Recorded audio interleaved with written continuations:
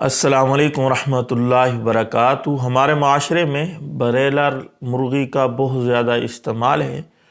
کچھ بہت زیادہ پرہیز کرتے ہیں لوگ، اور جو کھاتے ہیں ان کے اوپر فتویٰ بازی بھی کرتے ہیں کہ آپ یہ حرام چیز کھا رہے ہیں، حالانکہ ہمارے پاکستانی مفتیان کرام میں سے کسی کا بھی اس کے اوپر کسی بھی دارالفتاویٰ کا فتویٰ موجود نہیں ہے کہ یہ حرام ہے۔ بہت سارے لوگ اس قسم کے سوال کرتے ہیں، تو اس لیے دل چاہا کہ اس کے اوپر مستقل ویڈیو بنائی جائے۔ میں نے بہت زیادہ اس معاملے میں تحقیق کی۔ جب لوگوں نے یہاں تک کہنا شروع کر دیا کہ بریلر مرغی کو فیڈ جو دی جاتی ہے، اس کی جو خوراک ہے، اس کے اندر سور کی چربی یا سور کی ہڈیوں کی کچھ ذرات ان کی آمیزش کی جاتی ہے، وہ ملائی جاتی ہے، پھر جا کے یہ خوراک تیار ہوتی ہے، اور یہ باہر کے ممالک سے آتی ہے خوراک، تو اس وجہ سے یہ مرغی کیونکہ خوراک غلط کھا رہی ہے حرام قسم کی، تو یہ بھی حرام ہوگی۔ تو میں نے اس معاملے کی پوری تحقیق کی، کافی عرصے سے میں تحقیق کر رہا ہوں۔ اساتذہ سے میں نے مشورہ کیا، ان سے مسئلہ پوچھا، مفتیان کرام سے پوچھا، تو میں جس نتیجے پہ پہنچا ہوں وہ آپ کے سامنے رکھ دیتا ہوں۔ یہ مفتیان کرام کی ساری باتیں ہیں، میں نے ان سے پوچھی ہیں۔ میرے ایک استاجی بھی ہیں، مفتی صاحب بھی ہیں، بڑے قابل آدمی ہیں، انہوں نے یہ ساری تحقیق کر کے مجھے یہ مسئلہ سمجھایا ہے۔ انہوں نے فرمایا، دیکھیں بیٹا، جہاں تک سور کی چربی یا سور کی ہڈیوں کے ذرات کا معاملہ ہے، تو سور تو بالکل نجس العین ہے، اس کی کوئی بھی ذرا سی بھی چیز اگر ملائی جاتی ہے تو پھر تو یہ خوراک حرام ہو گئی، یہ تو بالکل ناجائز ہے، نجس العین ہے۔ اور جہاں تک پاکستان میں دوسرے ممالک سے خوراک آنے کی بات ہے، تو یہ باقاعدہ اس کے اوپر اجزاء کی تفصیل لکھی ہوتی ہے، چیک ہوتی ہے خوراک، پھر اس کو پاکستان میں لایا جاتا ہے۔ بغیر چیک کیے کوئی خوراک بھی پاکستان میں نہیں آتی۔ اگر ان کی اجزاء کے اندر کوئی اس قسم کی گڑبڑ ہو تو وہ خوراک واپس کر دی جاتی ہے۔ استاد جی نے مثال بھی دی کہ ایک پورا جہاز آیا تھا خوراک کا، اس کے اندر کسی اور چیز کی خوراک تھی، اس کے اندر کچھ ایسی چیزیں تھیں جو حلال نہیں تھیں، اس کو واپس کر دیا گیا۔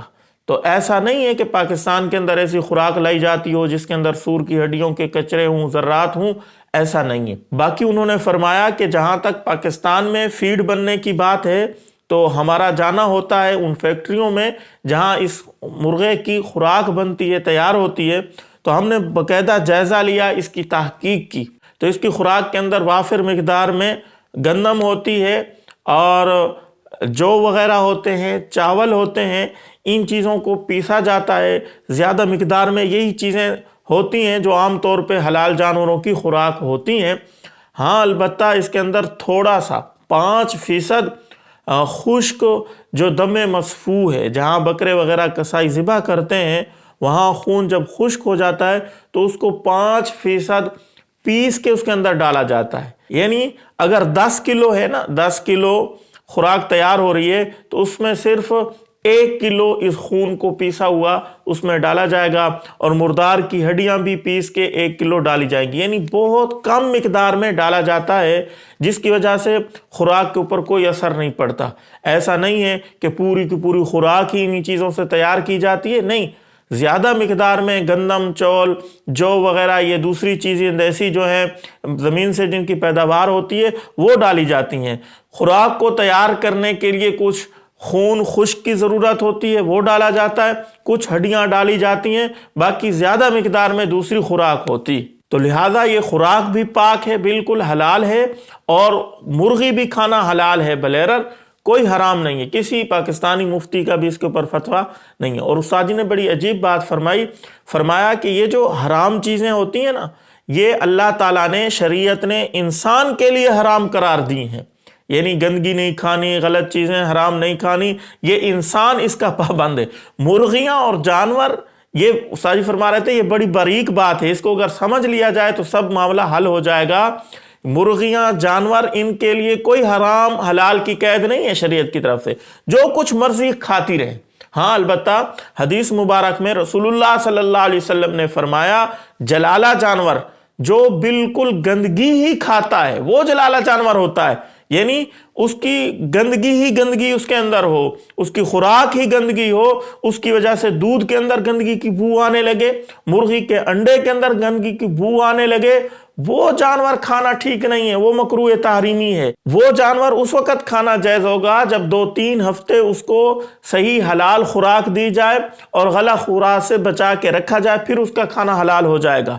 یہ جو بلیرر مرغیاں ہیں اس کے اندر ایسا نہیں ہے کہ یہ جلالہ جانور کے حکم میں آتی ہوں، ایسا نہیں ہے۔ باقی اگر مرغی یا کوئی بھی جانور ہے وہ حرام پانی پیتا ہے، غلط چیزیں کھاتا ہے، تو اس کے اوپر کوئی اثر نہیں پڑے گا۔ حلال حرام کا تعلق انسان کے ساتھ ہے، جانوروں کے ساتھ نہیں ہے۔ ہاں، گندگی اتنی زیادہ جانور کھانے لگ جائے، اس کی دودھ کے اندر بو آنے لگ جائے، انڈوں کے اندر بو آنے لگ جائے، پھر اس کا کھانا مکروہ تحریمی ہے۔ تو امید ہے آپ کو صحیح مسئلہ سمجھ آ گیا ہوگا۔ باقی کچھ لوگ کہتے ہیں کہ یہ بلیرر مرغی جی کمزور ہوتی ہے، اس کے اندر طاقت نہیں ہوتی، یہ ہوتا ہے، وہ ہوتا ہے، گندی ہوتی ہے۔